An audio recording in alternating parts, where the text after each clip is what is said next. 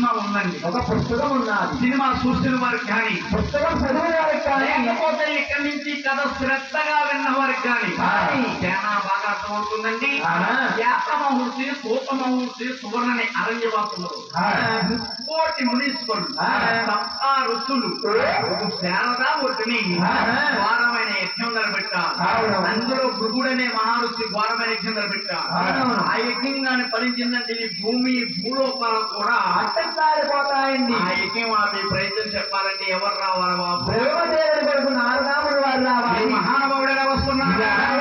బ్రహ్మదేవుడు కొడుకు నారాయణ, నారదాముడు వారు నారాయణ, సంచారులే రాయణ, తిరుగుతానున్నాడు నారాయణ, సంచారులే రాయణ, తిరుగుతానున్నాడు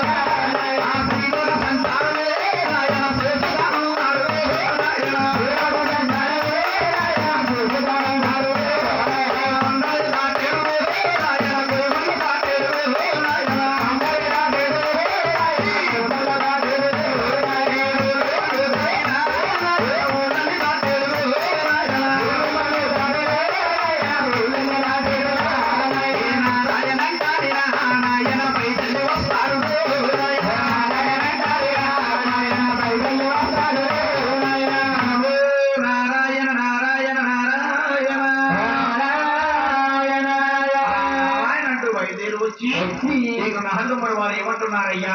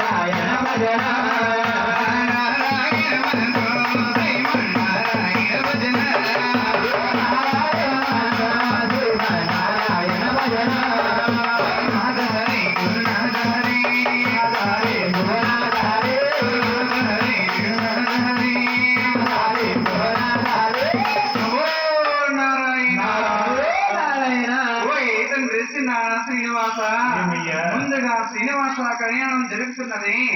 ఈ శ్రీనివాస కళ్యాణంలోని కమ్మని కళాభూమిలో కల్పించవాదండి. ఆపేవాడవైనా నీవే, వచ్చేవాడవైనా నీవే. పోతే అదిగో నిందుకుండగా బ్రహ్మలోకి వెళ్ళి నీ తండ్రి బ్రహ్మదేవుణ్ణి సలహా తీసుకోనైనా. అలాగే నందన నందన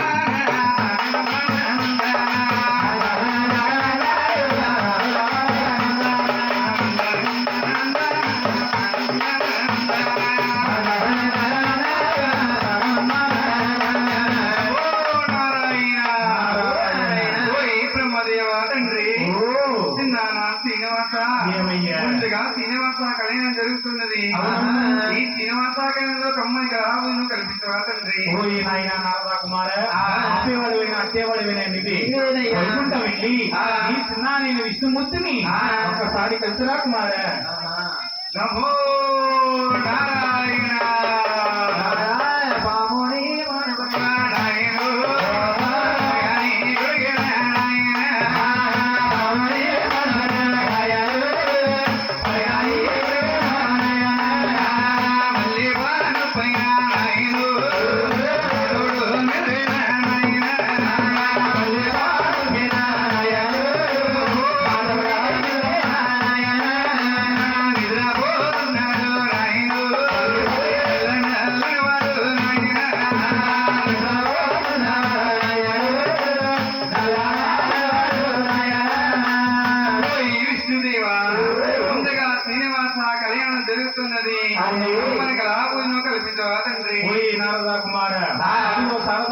ముక్కోటి మునీశ్వరులు తపస్సు బలపట్టి ఉన్నారు.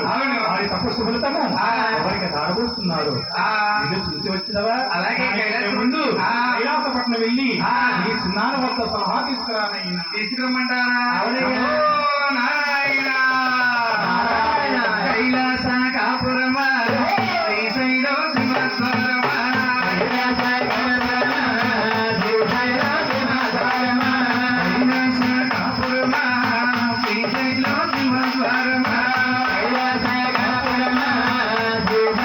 సింహాసనమా కొండపై నివాసముంది గోల మల్లన్న నాగుల మల్లన్న నిండు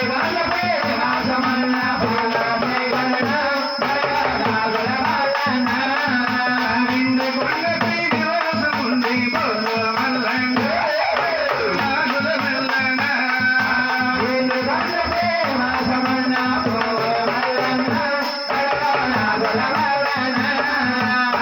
ఒక పక్కన గంగమ్మ ఒక పక్కన గౌరమ్మ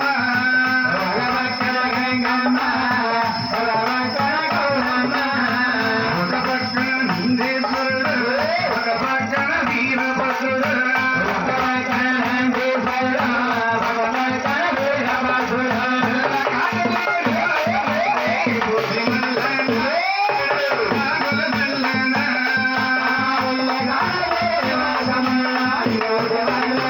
నాగుల మల్లన్న పులి తిరుమమ ధరించి పర్యటన చేశావు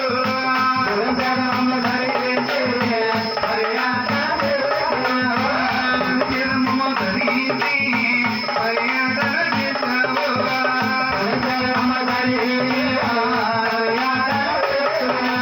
నిండే కొండపై నివాసముందే గోల మల్లన్న మెడలో నాగుల మల్లన్న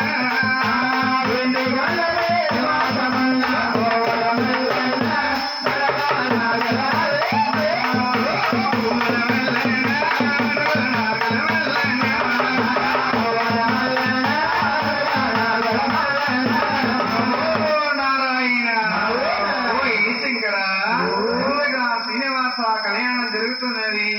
అమ్మనికి రాబోజును కల్పించవా తండ్రి? ముక్కోటి మునీశ్వరులు తపస్సు తలబట్టి ఉన్నారు. తపస్సు ఫలితము చూసి వచ్చినవా? అలాగని మహానుభావుడు ఎప్పుడైతే ముగ్గురు దగ్గర సెలవు తీసుకున్నాడు తండ్రి